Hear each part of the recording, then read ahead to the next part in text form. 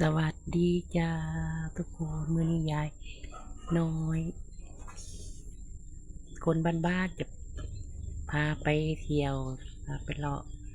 แคมป์ของแน่ไปอาหารการกินท้องมันห้องจอกเราจะได้ไปหา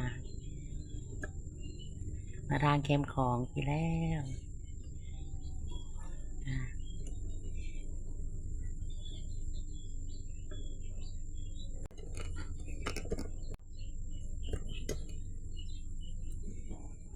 ออกมาทางถนนใหญ่แล้วยายจะเลี้ยวไปทางแคมป์ของ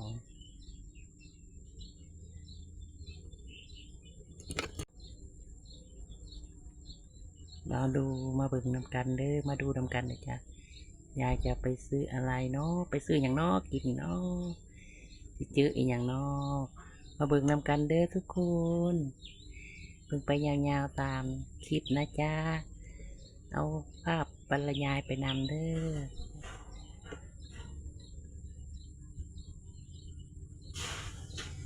มาแห่แวะห้านอาหารห้าน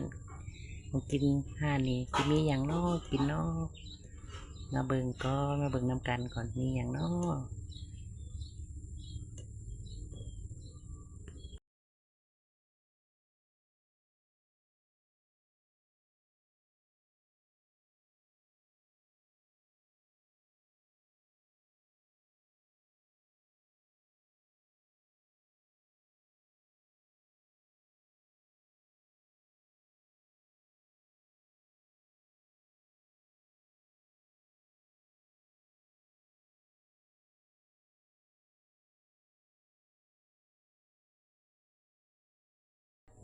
ห้านนี้ก็สิได้สิ้นย่างจ้ะ